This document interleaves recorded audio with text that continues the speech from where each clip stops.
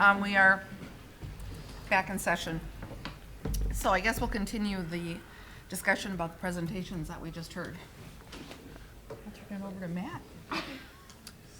I just felt, I mean, obviously these are two companies. There are many, many more out there. I think we all know that.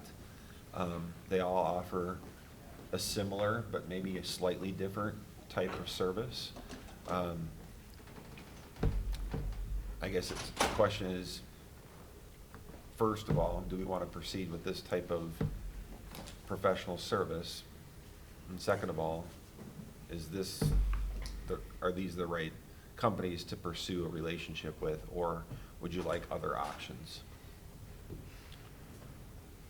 Well, first of all, I'd say that despite what some people say, a yes or no vote at the polls is not everything there is to learn about your electorate, right, and what their priorities are. So, you know, as people who are representing the voters, it seemed to me like there's a treasure trove of information here, right, just as far as understanding the voters' priorities and how to, you know, how to prioritize on that. So that piece of it was really appealing, I think, and Yeah, right off of that, Ryan, we need information. Yeah. We hear, I mean, if you go 20-60-20, we know what the 20 on one side thinks, we know what the 20 on the other side thinks. Do we know what the 60 in the middle thinks? And I feel like we what don't. is the best way to get that, and the most effective and efficient way to get that? And I've been thinking about this a lot, and I just don't know. Other than this, I don't know if there's a better way to get that information. Like, we did the community meetings for the referendum, and people just weren't showing up. Not at all. So that's clearly, that's not the way to go. If you're going on social media, we're missing a large demographic that we saw was these big voter groups that we're missing if we don't do a paper survey or somehow figure out how to reach them. So if it's not this, then what is the answer? Because we need to hear from them. We need to figure out a good way to find out this information, and I can't figure out a more effective, efficient way to do it. So, well, go ahead. I agree with both of you, and we do. We need to know the why. I mean, we know what the vote is, but we don't know the why behind that vote. And how do you find out that why without doing a survey? Because every one of us has a different demographic that we talk with and socialize with. We're not getting the entire picture of everybody. No, we're not. as a superintendent, I've been a part of 4 referendums and followed the same blueprint. I think it's just changed that much since the first one I ran. I don't know what else to say. I think that the way people interact with the school district is so different today than it was 5 years ago, or it's a lot different than it was 15 years ago. And I think you have to figure out, we know there's needs, right? So that's the root of this. There are needs. We wouldn't be asking the question if there weren't needs. There are financial needs, and then there are building and maintenance needs and programmatic needs. Like you said, Ryan, I don't know that it's been suggested that the voters spoke. I don't know that that's entirely truthful, especially if you look at the numbers. 1,800 votes out of eligible 5,600. This doesn't seem that that's a quality representation of what people feel. And you're going to hear from the 20s, right? I mean, you hear the loudest voices in support of, and the people that are going out of their way opposed to something. And so I think it is important to understand what the bulk of the community is feeling. And there's certainly risk. I mean, obviously, you're engaging in a professional service, and professional services cost money. So you're risking, you're making a financial risk without a doubt. But I guess the question is, going back to why are we asking the questions? If there is a need, you got to consider taking a risk to determine whether or not people will support that need, or to what level people will support that need. Or to some degree, if people perceive it as a need. Correct. And maybe we'll get data that says, well, the district views it as a need, that there's other priorities that are out there, and then we need to be able to understand that and adjust accordingly. Right. But the only way to be able to get that is through objective, usable data that a survey company like this provides. Otherwise, everything else is just conjecture. And in 2009 is the last time we did a survey like this, and that was for an operating referendum. And I felt like we got tremendous value out of that survey. I know it was really, I know the board went really back and forth on whether or not to invest that money.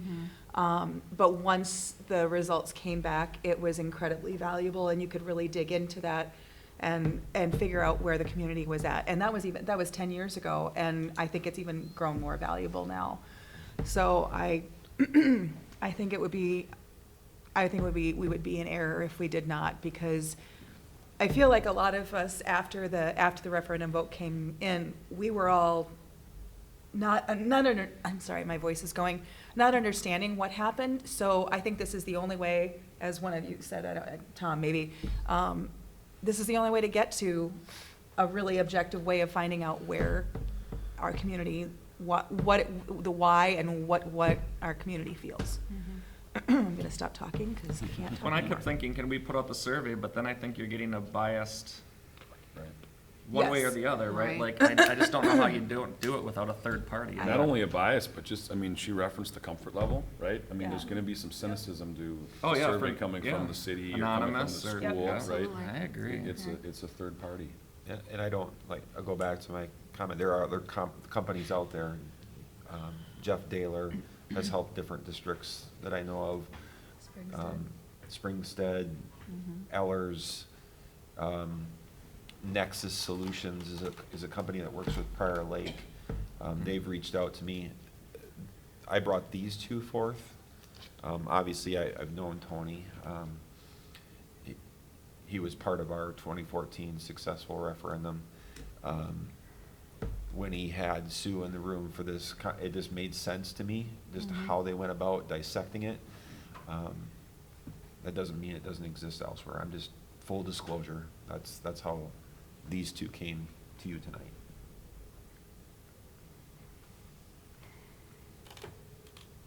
Is the pricing in line with the other survey companies that you just mentioned? Is it pretty much the same across the board? Or is it extremely different? Daler, their referendum services, which included a survey, was around $35,000.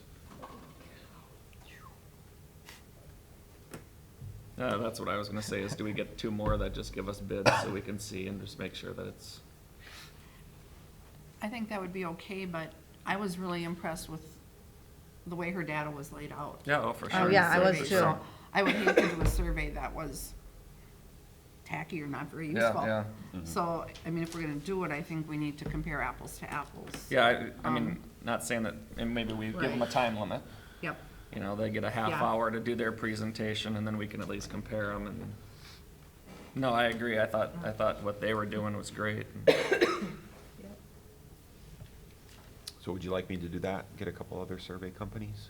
Do we feel that we need to have them present, or is there, I mean, is there? Well, I a think way- you Do gotta it. make sure it's apples to apples, that would be my only thing, unless you're getting really specific on how many survey questions, and unless you can get the data from them, okay, Well, that's- when I we mean- find out that 90% of ours pass when you follow this rule, or I don't know. In order for it to be apples to apples, though, we almost have to identify the apples, right? We'd have to I see mean, it, right. yeah. On some level, I would think that a quote with proposals, I mean, Yeah.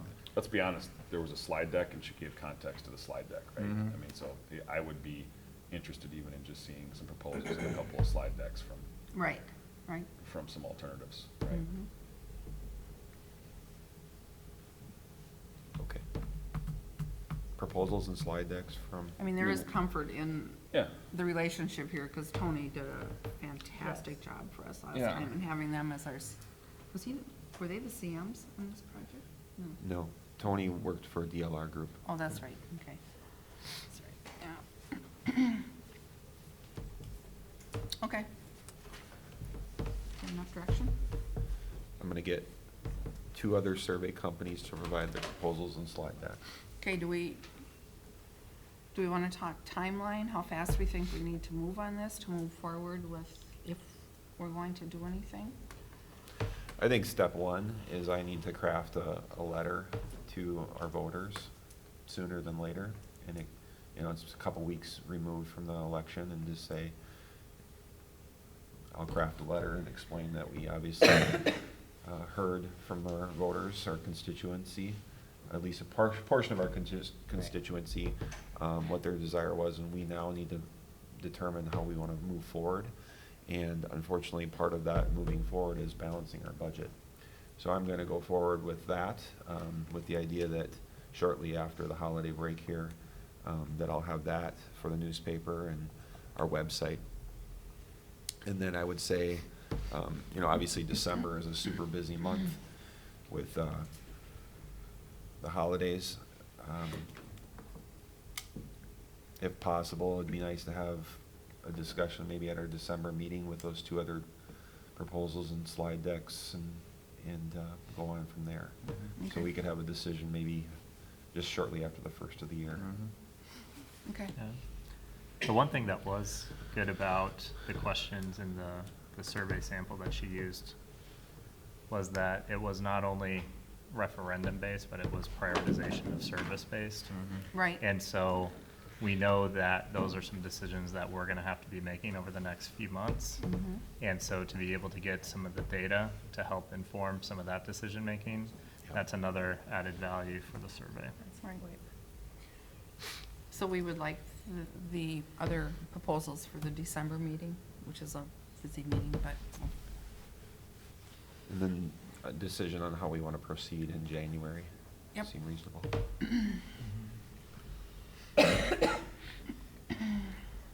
okay, budget timeline. Okay. This is something that Amy and I put together. And we've had this, you know, it's not the first time it's been prepared or produced. It's something that, you know, we will follow. I guess the question I have on here specifically is to, well, 2 questions. One, does it look reasonable? If not, or if you would like to see any adjustments to it, please provide that input or ask questions about why we put things in certain areas. Obviously, we have other administrative stakeholders here that would play a major role in this as well, with putting together long-term facilities maintenance capital projects, obviously the student registration guides and that type of work as well. And then the second part of the feedback that I'm asking for is, at the last meeting, we talked about putting together more of a task force or working groups. You know, what do you want that to look like, and where we talk about for numbers of people? How should we go about reaching out to the community in terms of that task force, and what do you want that to look like, I guess, more so than anything? Well, I find this really difficult, because if we're looking at cutting 200 to 400,000 from our budget, I think I don't know how we project or do long-term facility maintenance project ideas, and more so than that, if we're looking at, God forbid, that we'd have to do any program cuts in the schools. Am I making sense? I think I'm looking at this schedule, and I think it's gonna be very hard. I feel like I'm going the same place you're going, because everything needs to be done in, you got January, February. We all have to do it in, we And they're have to all do it all working in, on the handbooks for next year. in for the January and February, scheduling. and it almost seems like we have to do one before the other. I mean, I get they're working on the handbooks for January and February, but how can they even begin to work on the handbooks when we haven't even figured out what we're cutting and what we're not cutting? Yeah, Or if we're cutting Or if. programs. Right. You guys may pull magic out of your hat or something, I don't know. But I agree, the long-term maintenance. It's a different budget. Oh, that's true. That's not even an issue, Yeah. because Okay. you're not gonna cut out LTFM and capital. that's true. Okay, That's true. that's Those are true. reserved accounts. Yeah. But if we need to know where we're at, if we're cutting budget things, even when we go into staff-wise, because Right. we could be cutting staff. I mean, we could need to cut staff if some of the programs are cut. We might not need some of those people as hard as that hurts our hearts. Mm-hmm. We're in this business to give our kids more and to grow programs and to grow things in our community because the school is the middle of our community. And until we take ownership in that and our community takes ownership in it, we have a tough job ahead of us. We do.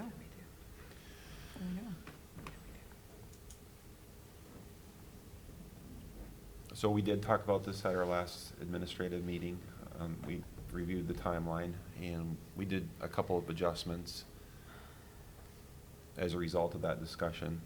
So what we would do is we'd obviously put together the handbook. We wouldn't necessarily grow additional programs. We'd put together the handbook as we have in the past.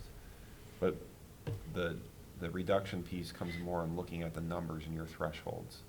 Like, we've allowed some smaller classes in the past, just because, to Connie's point, it's been good for kids and we wanted to grow programs. We would have to get really strict on whether or not that's something that we wanted to do, and that's more of a secondary. Do you know what I'm saying by that? After registration. So you look at registration, let's say you have 16 students in a course, I'm not gonna name a course, but an elective-based course. Yep. We have to decide whether or not we run it, and that's where the potential reductions come in.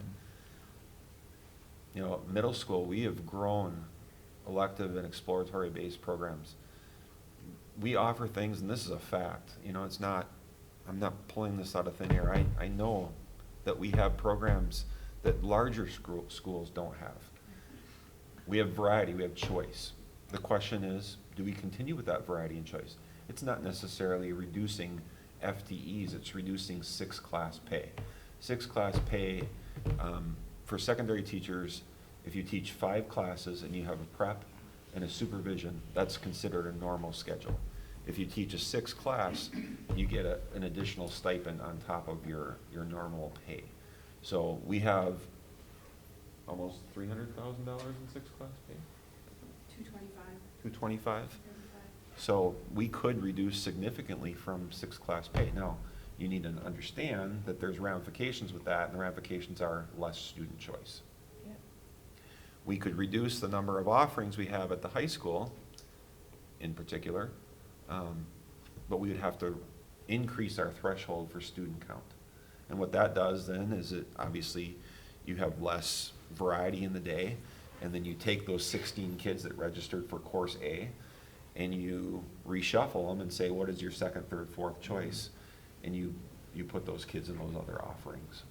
And the other ramifications of all of that are kids open enrolling out of the district and kids going to Normandale. We want them to Yep. stay And we here. lose more. We want them to stay here. Absolutely, we And do. we want to grow programs so that our graduation rate, our graduation success rates are higher. We want to put out kids that are college-ready or career-ready, vocational ready. I agree. But We what, want successful how should we kids. cut the budget? Yeah. I know. And we want it from pre-K, from birth to graduation. We want all programs to be equally successful and equally valued in our district. So that's a tough job that we have ahead, but the task at hand right now is reviewing this timeline. Right.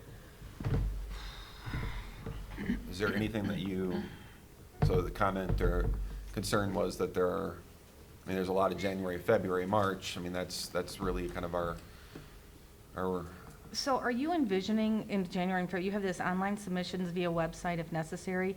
I'm trying to figure out how in this timeline we're gonna get that group of people together that's gonna help, like the community engagement with helping with that cuts? Are we thinking of starting as an online questionnaire and then bringing it in and doing a group breakout session with I participated in it when we did it back in 2008, 9 or something like that? 2009. So we had people come in and we had breakout sessions and breakout groups. And I think it was a lot of people. I think it was 40, I would 50? say 50. 40 Yeah, to 50 yeah. people who Yeah. came in. So do we start online to get online submissions where people suggest what they want to cut? Or like, that's just what I'm having a hard time visually. So are we, were we thinking about that is something that's independent of the survey that we were just talking about, or that could be a potential replacement, or, I'm trying to kind of connect dots. What are the opportunities that have been discussed? I mean, there's always the opportunity to not do anything as well. Well, and that too, yeah. You know, and you know, but recognize that most likely, again, early preliminary projection is that we would be deficit spending then. Right. It's not statutory operating levy, you'd be spending the unassigned fund balance down. Right, and again, that dollar amount that we're targeting is approximate range. 200 to 400. 300 to 400, but we don't know that until we get the audit at the December meeting. Right, so, yep, so very kind of broad-based. And keep in mind, also, one other point, Rob, before you talk. We've made reductions in the last 6, 7 years. And we've made hundreds of thousands of dollars in reductions. Most of the time, some of that takes care of itself Yep. by attrition. And you have employees that leave that we don't necessarily replace. That's how we've done it in the past. I don't think that's a strategy. I mean, I think you have to plan to make those real reductions, and then if you do have attrition, then obviously it becomes less painful. And part of that is hard to share or relay with the public. You know, we had the gift of having increased enrollment, so that helped with our dollars. And the general public, they weren't, I would say 95% of them weren't even aware of the cuts we've made the last several years, like Matt said, through attrition. But we are at a point now where there's nothing more. I mean, now it's down to things that are gonna hurt. Right. And so from that perspective, is the district team kind of getting that additional kind of input and insight, would that be something that would be helpful? And then from the perspective of just kind of the timing elements of being able to do that, whether it's survey, in-person, combination. I think there's some educational value there, Sure. in the sense that, let's just say you get 30 people to be a part of the process. It's an opportunity to educate 30 people about school budgeting. And I think there's some benefit there. There's obviously some scary components there too, because you're also bringing in 30 people that don't understand school budgeting. But that's, you know, I guess it's a double-edged sword. I think to go back to Lauren's question, I think the online submission is a good process. You may not get much, you may get a bunch. You may get things that are out in right or left field, and that's all probably in the eyes of the beholder. So that's when I think there is a secondary component where you have people that come together. It gives you the opportunity to say, here's a crash course on school budgeting. This is the different buckets of money. This is how this works. Here are the online submissions, which make sense, which are so far-fetched that we should just toss out. And then you really kind of get, can we do it internally? Absolutely. Is there value in doing some teaching? I think there is. I remember a lot of superintendents ago, even where we met in our homes and we educated at that time. I remember cutting the art programs and whatever, that it was interesting. Is there a value to, I just think of curriculum, we try as hard as we can to get people to come, and they don't come. We have referendum meetings, we invite everyone, we go to everything, they don't come. So is there a value to say elementary, arts, sports? How do we even get to everybody? How do we get them to come? Do we do? So I would go back to what we just heard. This is why this is why you need to, this is why I believe it's important for you to consider that, because of what you're saying, Connie. I don't know. I don't know the answer. It's different. It's different today than it was when I started in the district 7 years ago, to a certain degree. And I think We have to figure it out. I think Connie makes a very good point. And the only reason I'm gonna add to that is because this weekend I was talking to a set of parents who, after they had a one-on-one conversation with somebody in the district who was very knowledgeable, they changed from a no voter on question 2 and 3 to a yes voter. They were a one voter supporter, but they changed their mind after having that conversation, when having that one-on-one conversation with somebody in the district. So maybe it is, I mean, when he says it's a grassroots effort, yeah, but it's how do you have those one-on-one conversations and where do you do it versus getting everybody to come to us? Maybe it is, we go to them individually. But how do you do it? I know. Did. I do believe it's grassroots. I mean, I mean, people have to want it. Yeah. And to Rob's point, we might find out that people aren't interested. Yeah. And that may Yeah, be so, that's true. and we have to accept that. But there are challenges, I won't say consequences, because I think that's really harsh. There are challenges associated with that. And we've heard what they are financially, many of us have, when I taught here, I remember art being cut. I remember those different things. I remember all those different pieces. It's painful. I remember colleagues, saying goodbye. That's what happens. I do think, though, getting people to a budget cuts committee actually is, I hate to say it, it's not easier, but I think people come forward because oftentimes people have something that they're really passionate about and want to come and be a part of, and that's a double-edged sword as well. But I do think that, I feel like we did have, I mean, when at a time when people weren't coming to anything, they did come to the budget Right. reductions committee. I came as I did too. I wasn't on That was how I the got board. first I got came involved. as an interested parent That's when how I heard when it was happening. And I'll me go too. back to what I said earlier, and yes, you might get that, Sandy, and I think it's scary. Yeah. That you might get people with an agenda or a specific, that's where the data and the teaching comes in place. and Exactly. To use our audit information to literally sit down. Last week, I did this with our intro to education students. After we were done, I mean, kids were asking questions left and right.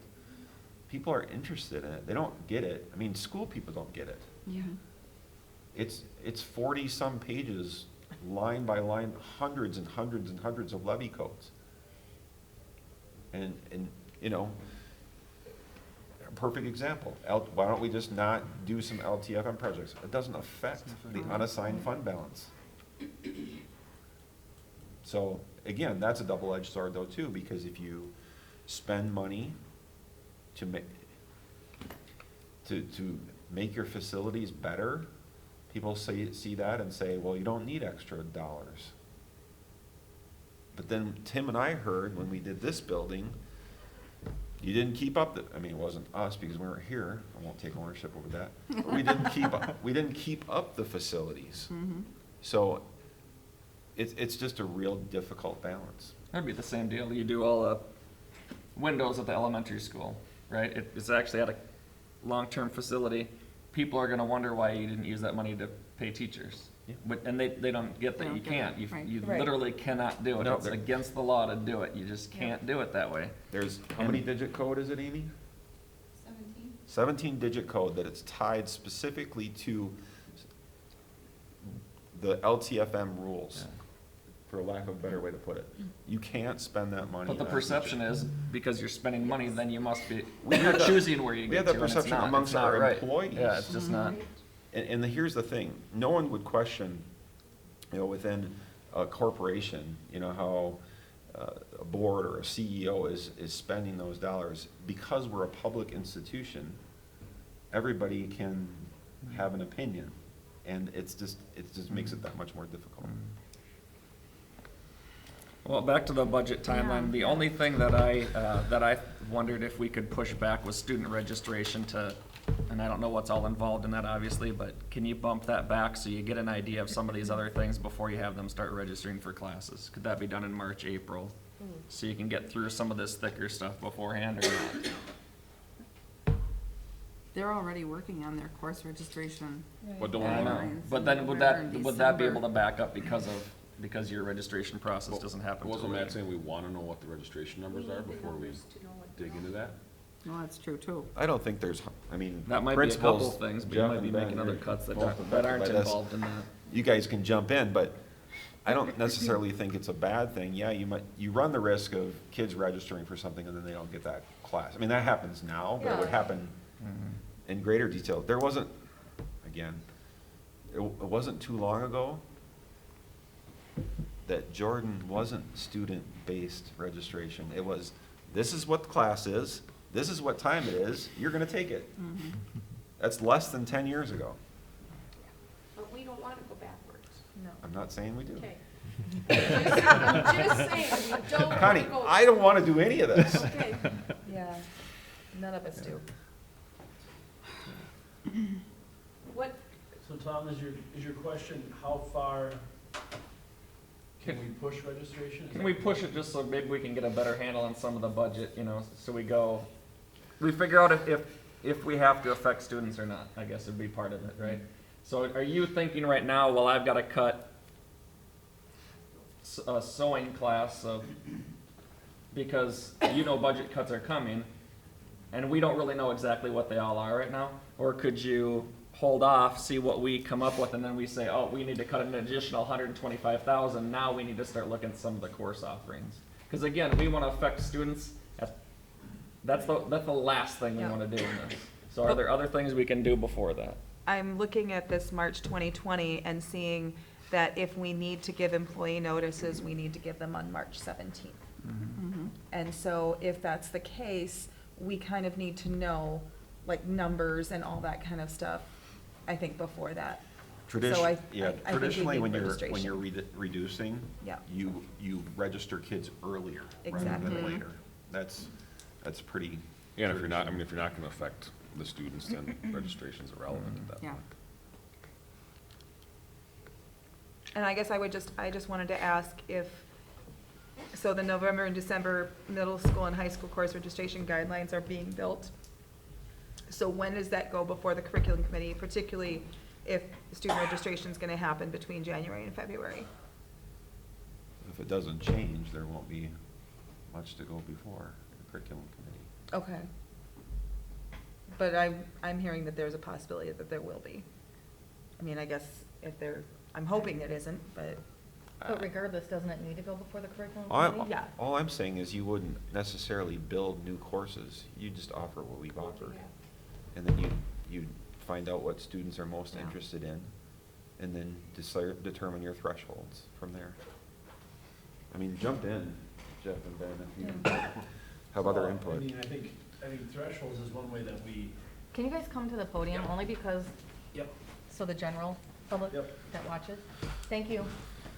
I think there's two parts to it in building the registration piece, and I think, we just had our deadline for new proposals for classes for next year that teachers wanted to add for electives. And so we have those right now, and we'll sift through those and do some feedback on that currently, and with our curriculum and tech group in December, before we put together our final course registration. But I mean, otherwise, it's pretty much the same. We've got everything in there, and it's just pulling and moving a few things. But it really all comes down to registration. And if 12 kids sign up for a class, we're not going to run that unless it's probably a CIS class or AP class or one of those where we're going to lose those students to Normandale or another PSEO if we don't offer that.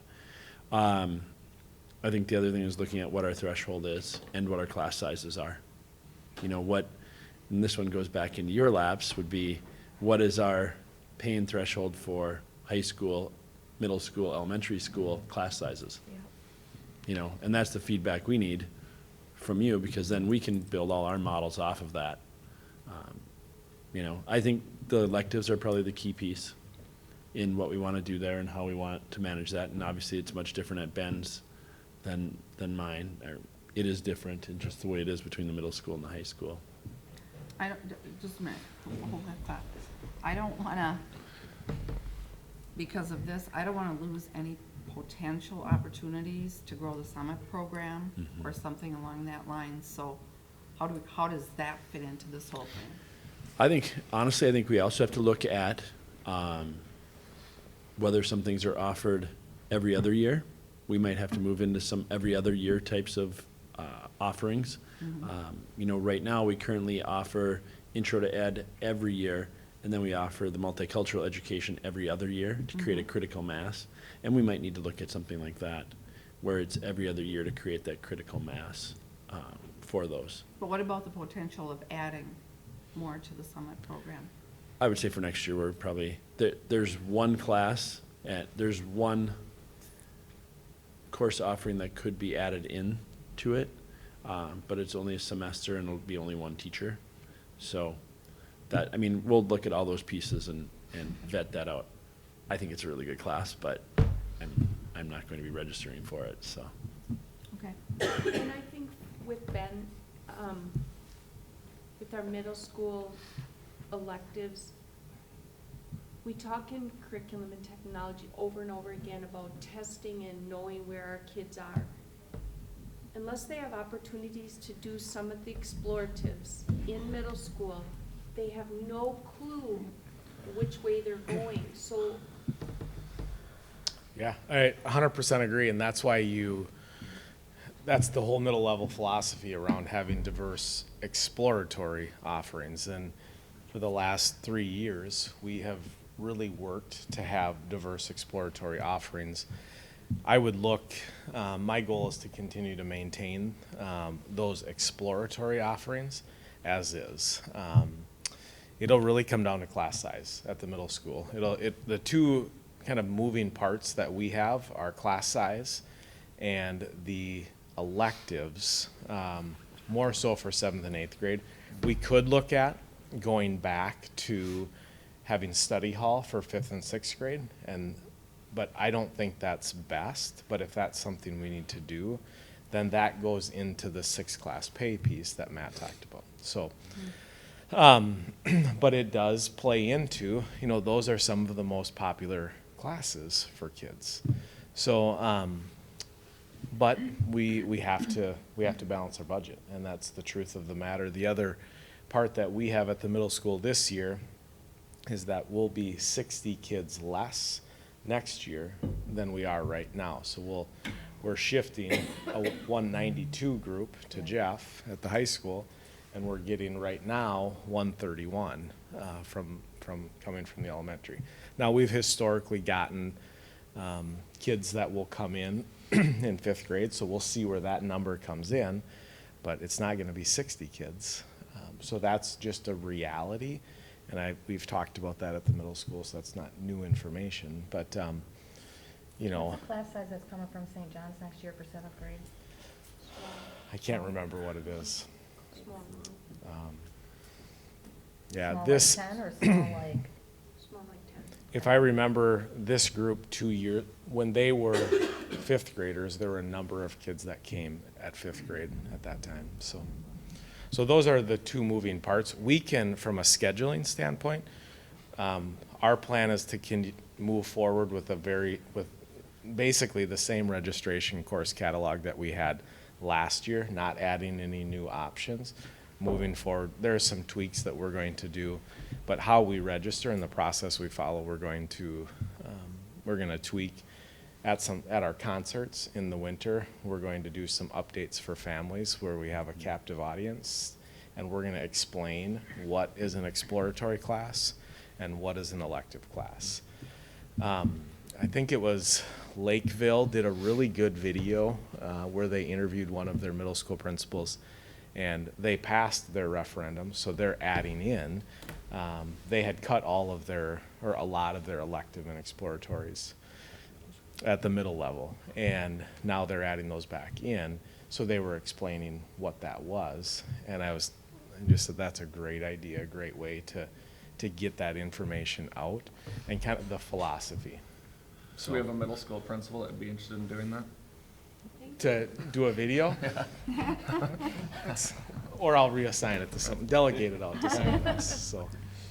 I think the other thing that is attractive about earlier registration, beyond the numbers and helping us to know, we also have staff that have multiple licenses, and so it may be reassignment of current staff that we have to a different role based on their licenses too.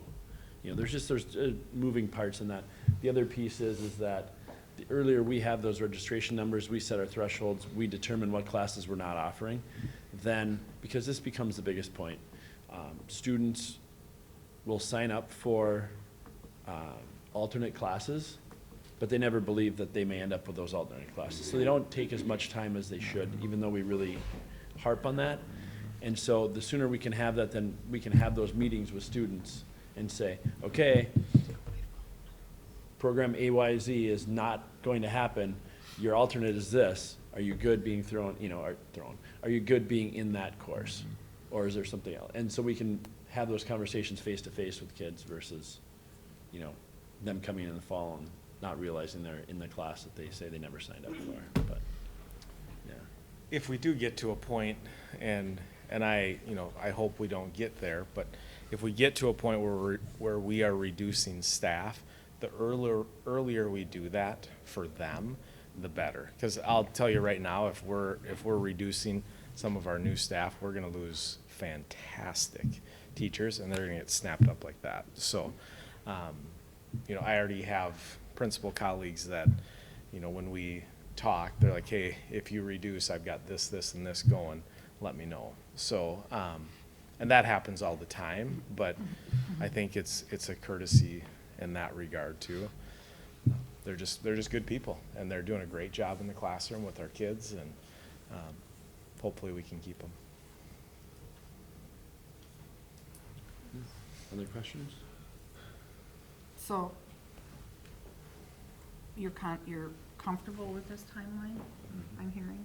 Yep. So, It was an information piece, but also I think it's important for you to ask these questions to understand why we put things the way we did. The other thing is K-12 programmatically speaking, there are some that there's a common thread, or pre-K-12, there's a common thread, and some of them cost significant dollars, so we'll take a look at those. At the last meeting, we talked about some things that are kind of absolute, like we use Schoology, right? And it's $15,000-$16,000 a year.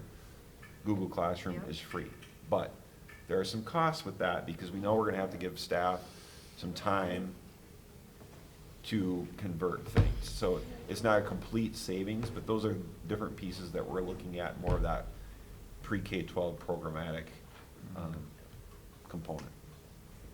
There's also some true academic programs that are more that pre-K-12 that we'll take a look at, and obviously we'll share when that time is right.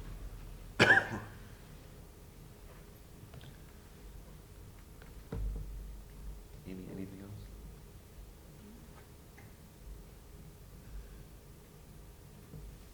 Okay, so we will move forward with the budget timeline. Obviously, the next step is our audit and review our fund balance, and you will also, at that point in time, complete the process for certifying the levy at our December meeting. That's our next step. okay. Rooftop solar array proposal. Amy and Tim both were a part of this, so I'm just going to ask them to be a part of the discussion here quickly. This doesn't have to be a long discussion. Nope. I know in the past, not all of you. Thanks, Ben. Thank you all. Thanks, Thanks, Melissa. guys. I know in the past, not all of you were part of the discussions about solar, but it was a little bit different in the sense that we were talking about solar gardens. This is really rooftop solar is what we would be looking at here. And based off of the information that we received last week in a brief 45-minute conversation with a company called Sundial Solar, we think there's potential to save some money, but also to control a little bit of our energy. So Tim, Yep. I'll let you. So Sundial called me up and just wanted a chance to come out and talk about this. Like we said, it's different than the solar gardens that we've been approached multiple times to buy into these community solar gardens. We haven't been sold on that. They get hung up in lawsuits. It's just it's just different, and they run an accelerator number when they show you your savings. So these guys come, what they're really doing is just kind of renting your roof. So they would give us $1. They own all the panels on the roof. They do O&Ms. They have monthly checks on them. What they do is they hook the arrays into our meter. So whatever we're producing comes directly into the school. If we overproduce what we buy into, then it goes back out onto the grid. And you get a reduced rate from Xcel to use that power that's generated on the roof.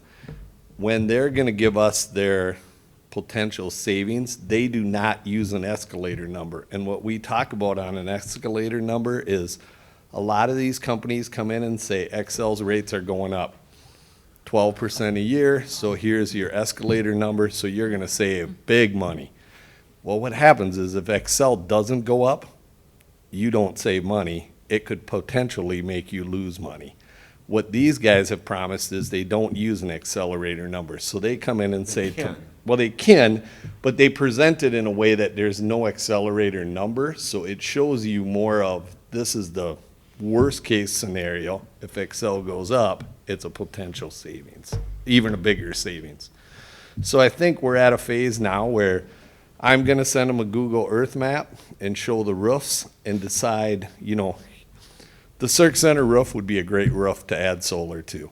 The elementary school, we probably won't look at adding panels there. So it would be based off of the roofs here and at the high school where there's not, there's still a bunch of life left in that roof. And there's, some of the roofs, like the high school roof above the boiler room, that's not a roof to add solar to, that section, because of chimneys coming up and ventilation. So I'll look at the roofs and say, here's where I think it'll work. And then they're gonna, if we accept them, they'll come out and walk the roofs with us and say, yup. And that's, I think that number that they give us for the potential savings is based off of how much solar they can add to our roofs. It seems kind of like a really good thing because there's not a dime for us. What they do is they hire a third party that pays the bill. And we're not collecting. These third parties are making some money. We're doing a potential savings, and the third party, if we're producing enough, if I understand them right, is getting some payback there too. We don't own the energy. The Yep. third-party investor owns the energy. We realize the savings based off of that Xcel energy reduction, okay? If they sell it back to the grid, we don't get the money back. It's the third-party investors that see the savings. In exchange, we don't maintain them at all. If we had to redo the high school roof per se, we would have the contract state that, a section of solar can be down for whatever, 3 weeks at a time. They come out, their service providers take down that solar, move it, you do that section of the roof, you put that back, you move the next section, and so on and so forth.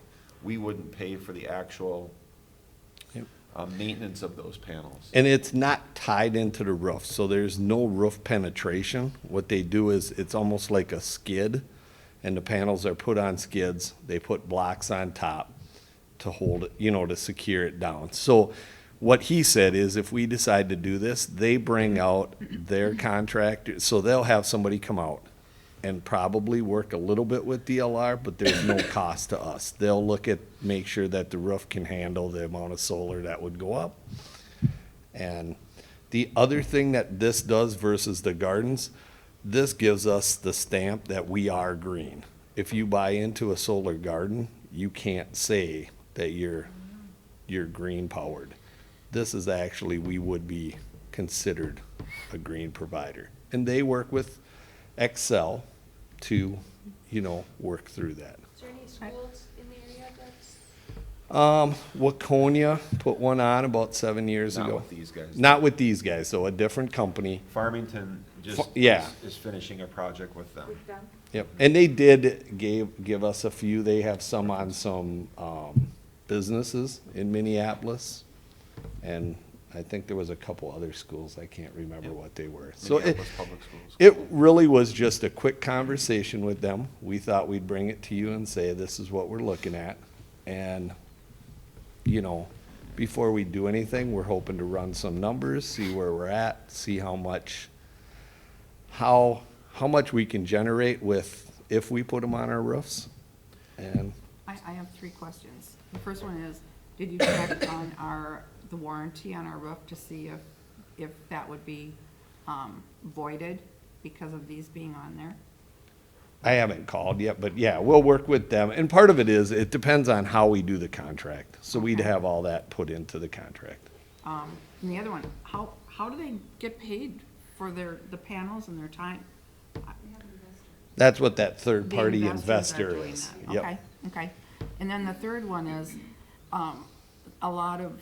there's been a lot of publicity about the outrageous costs for taking down the big wind generator things and taking down the cost for, eliminating solar panels when their life is over. We don't own the panels. So, but I wanna make Yep. darn sure Yep. that that's in the contract, that Mhm. they're the Yep. responsible, that's not gonna come back on the. Because that's what we had asked even about the O&M, because they're like, you know, the big thing is you gotta do maintenance on them yearly. They own the panels, so their investors do all of that work. So even when, if we understand them right, and we gotta make sure that we'll have to have legal look at the Yeah. contract. But even when it's over and the life is over, it's their panels. So they have to get rid of that and do that next phase. I think that's one thing you'd want to understand clearly too, because Yep. if they're their panels and I don't know what the life is, 25 years, should they not be in business? Yeah, what if they Who's ours, fold? right? Like, I wanna know Exactly. who owns them if they You- fold. You'd want to how make that sure would that go. if they're orphaned on some Right. level, Yeah. you would have a clear path to removal, disposal, the right to do that Yeah. without, Not at our expense. Yep. Right. They'll take care of all the engineering fees though for the roof loads and everything else, Mhm. even when they're working with DLR. Yep. That's what he claimed, is they do that. You know, they bring out their own electricians to tie them into our meters. It's, like he said, we're more or less renting your roof space to put the panels on. And there's no cost from our side. What's the typical term? Oh, I'm sorry. Go ahead, Lauren. No, go ahead, you were speaking first. What's the what? Typical term, like that, like what did, do we know what Farmington did in terms of just year commitment? If we decided that we wanted to go a different direction? It's the life of the panel, which I think is what, 20 years? 20 to, yeah, They had around 20 25 on years. just on their increased Yep. projection, so I assumed it was. So that would be the expectation that the term would be that long? It wouldn't be something where we try it out for 5 years, we don't like it, we can do something else? No. Okay. And that was a concern with the gardens too, I know. Yeah. Yep. Yeah. I guess your risk is that, like, sorry. I'm sorry, go ahead. No, I was just gonna say, I guess your risk then is that there's some radically efficient technology that you miss out on because you have these stuck in your roof. Right. Yep. You had mentioned that about 7 years ago that Konya has, granted, it's a different company, but if they've had 7 years of experience with this, has anybody reached out to them to see if there's the pros and cons? And I what reached is- out to their buildings and grounds guy. He didn't know the cost savings and things like that. Their program, he told me they pay a monthly fee to have the panels on their building, which these guys, it's different than what I think, what they bought into. Their finance guy, I don't think has returned the call on what their savings, but I think it really boils down to what you put in your contract and how you do it. I mean, I think the nice thing with Sundial, they're a Minnesota-based company. They've been around a bunch. They have projects in the cities and like with the Farmington schools. And we can reach out to Farmington and see what they did and get a list of more schools and get involved. We were really just in an early stage of looking at it. It seemed Well, it's certainly like worth it's something that we should look investigating. into. I mean, that's really the question is it a thumbs up, look into it, or a thumbs down, just don't waste your time? I would think you would look into it. Yep. So that's what we'll do is we'll Yep. ask them to do a sort of a energy assessment. Yep. And then I think just something else, just for heads up on it, is after. I don't think we're completely closed out on LTFM money, but I've reached out to Choice Electric to come in and just look at doing some LED changeovers in some areas that will save us money. The cafeteria area at the high school. Those are metal halide lights. They really are just on a switch, so they get turned on at 6 in the morning and they're on till 10 o'clock at night. I asked Jesse from Choice, he's gonna bring in a lighting rep. So we've been contacted by a bunch of companies, Retrofit, Bright Lights. They all come in and say, we can help you save energy and go to efficiency bulbs. We're trying to cut them out, work with Choice Electric, just to come in and help us with those phases. So like what we talked about today, he was out, the high school commons. If you put 6 lights on there that were on a motion sensor and the rest of the commons were on the computer system, in my opinion, when there's never any school, you would turn on no lights and just run off of those 6 bulbs that are on motion sensors. That's a humongous savings.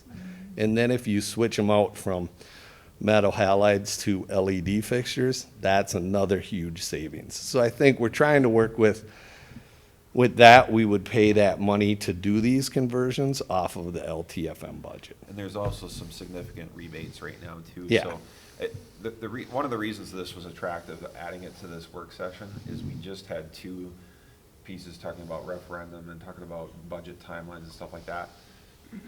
I think it's important for people to know that we're always looking at ways to save dollars, and this is, you might have to spend some money in the upfront, but in the long term, we could realize some savings, at And- least with the LED piece. And some of the lighting things are, if you get in too early, the rebates aren't as good. You know, if you buy an LED fixture right out of the box, it's really expensive. Now we're getting to that point where if we wait too long, that savings goes down. We're probably right at that peak time. They're having some big rebates that'll go away after January 1. Well, Choice Electric's willing to work with us a little bit on that. They're bringing out a person who can do the calculations next Monday or Tuesday, I think. And like I said, we'll look at those high areas. The auditorium, again, motion sensors are huge there. Choice did tell me today, they make now LED bulbs that would just screw into like these fixtures.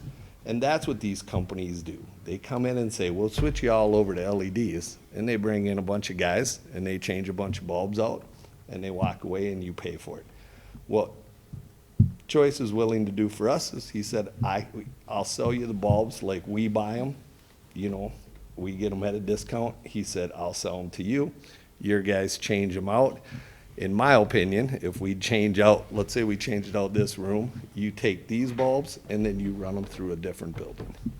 So you're not throwing away bulbs that are half used out. You just got the labor tied up in it. So. We just went through this, we're just going through this at our building right now where I work, and we're switching everything to LED, and we had that exact thing. They did a plan on the energy savings that it would save you, the bulbs, the payback on it, and for all the different fixtures, and they did the full analysis and everything for free. Then we went out and got an RFP for the different companies to switch them all of those, and we selected a company, and so we're swapping ours right now. And we're doing them for the most part in-house. Yeah. So. 70% of it's done in-house. Yep. So I'm not hearing any objection for us to continue to proceed with both that energy audit, if you will, with our in-house, our electrician that we've been In-house, working with. And second, to at least pursue the idea of getting the rooftop solar, trying to, again, beat timeline there too. If you can get in 2019, there's a difference, a little bit of difference between going in 2020. The percentage you can get, so. So we told them that we need to know by our December board meeting kind of what Yep. that savings might look like in contract and that type of stuff. So And that's we'll why reach we- out to a couple, we can reach out to Farmington and some of their references and gather some information from them, so. Any questions? No. Okay. Good, thank you. Thanks, Amy. Thanks, Tim. Steven. Get home safe, watch for deer. It's probably bad luck to say that. They're out there anyway. Okay, 2019 Minnesota Student Survey. This is really just more of a for your information, unless you, I mean, the results are the results. This is how it works every 3 years. We participate in the Minnesota Student Survey in Jordan.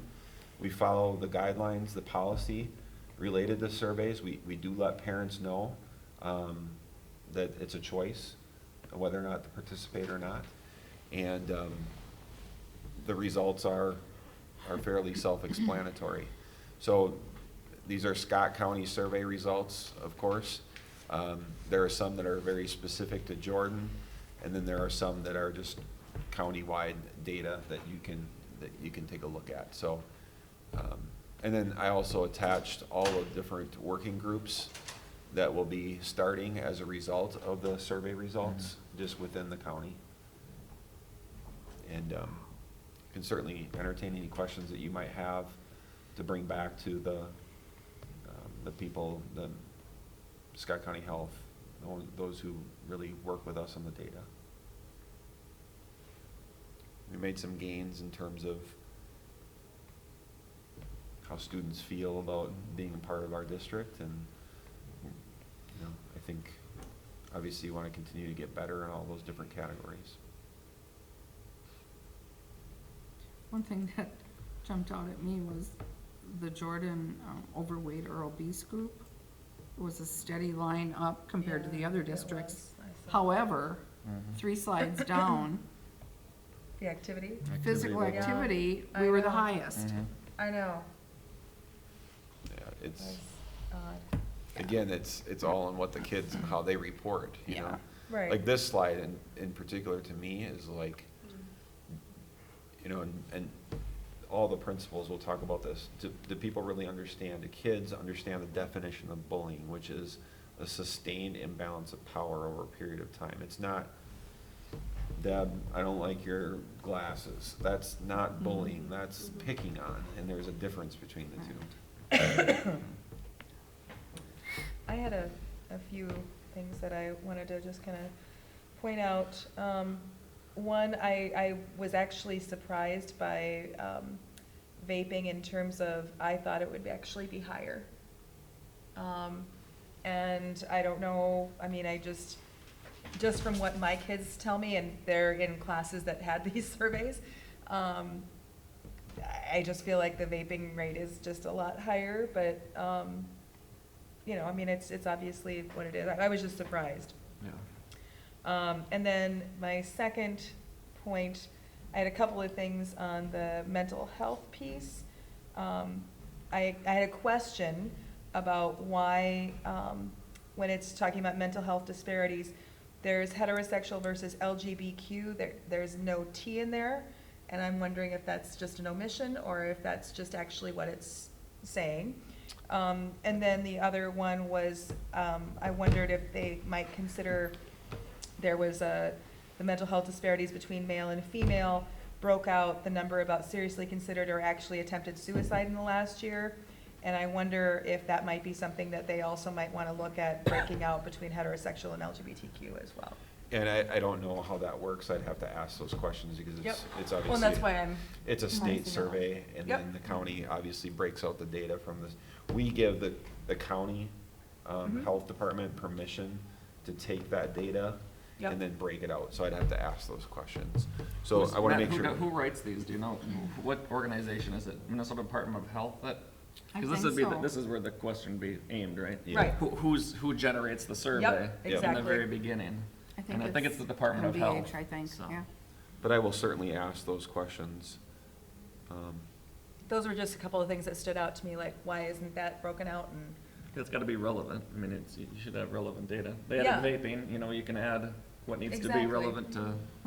And they broke out other things between those two groups, so I was Yeah. like, why? So what was your question on this part? So it breaks out between male and female, but if you go up a slide above, Yeah, so that's breaking out, it broke out the depressed or hopeless in the last 2 weeks for both heterosexual and LGBTQ, and then it broke it out for male and female down below. Yeah. But the suicide in the last year, I think that's a really important number to know, Because we know that the suicide rate among LGBTQ teens is a lot higher. So I'm wondering why that isn't broken out there. Is that maybe more important than male, female? I don't know You that, what I- I You know don't, what I'm saying? Like, Yeah. maybe you Yeah. should have brought that down, and that should have been the two focus groups instead of, I think they're equally important. I think it's really important to have both of those pieces, but I'm wondering why it wasn't broken out. you know, I mean, you look at it at a national level, the suicide ideation Mhm. is, I mean, it's going like that across the board. Absolutely. But then there's different kind of categories that. and you wanna are know a the little bit higher. categories to both. Yeah. Yeah. Okay. Good Yeah, because question. really the purpose of this then is, can you find a focus group that you need to focus at for these Exactly. different, all of these different things? Right. Yeah, I mean, that's, You're- that's the big question, because like within schooling, within healthcare, within everything, it's okay, so here's kind of the issue that we're dealing with, what is our role in terms of helping?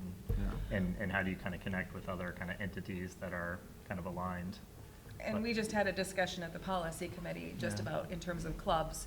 And one of the clubs that we discussed was the LGBTQ group, and so, and how that will impact. And so I would really like to know that number, because I feel that that's important in knowing then how we support Yeah. those kids.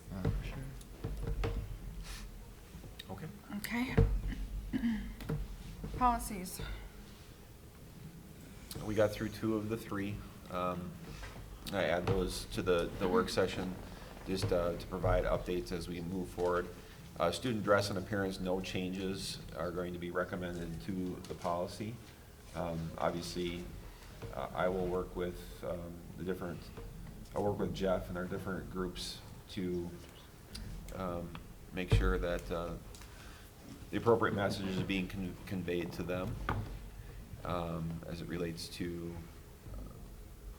graduation, daily dress, all those different pieces. The other policy that we got to discussing was student clubs, as Sandy alluded to. And as you recall, or might recall, you passed a resolution putting a sort of a moratorium on the additional clubs as part of policy 540. And we found a school district that has sort of a club.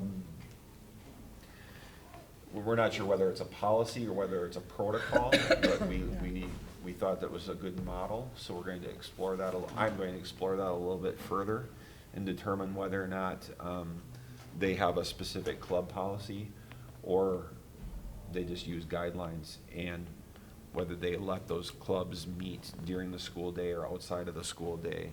I think that was the biggest pieces there. So, yeah, whether there's a formal board policy, are any of those clubs allowed to meet during the school day? Are any of the advisors paid? If so, what draws the line between a paid and an unpaid advisor? Criteria for any clubs that haven't been approved, if there is an approval process, that aren't on the list. And the school district has a list of their different, and it's all branded within their school district. And then we'll consider a possible repeal or revamp of our policy 540. So that's something that's been on the docket for a little over a year. Yeah. Well, Could I over just here. get a clarification? I know that we put like a Moratorium. moratorium, but I saw on the Booster Club's agenda that club for the tent club Right. presented and asked for a donation Yep. at their meeting. And I That, they thought that just asked. They were just, they were providing information on what But I thought the, we had said that we didn't want to go forward with that. We haven't. Okay. Yep, so that's an example, what I shared with, and they could ultimately, depending on what I think we're getting close to a resolution here, I feel that way for the first time in about a year, so.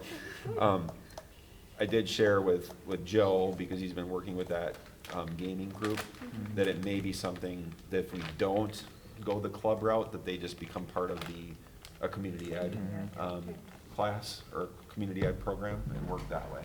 Yeah. I did explain to them, if you go that route, you might end up with students from New Prague or Belle Plaine or wherever, because it's a community ed class. We did not get to the animals in the school, or service animals, which are kind of blended the two. We'll be discussing that in the very near future. So, Tom, is that it? that's it. Tom? Move to adjourn. Okay.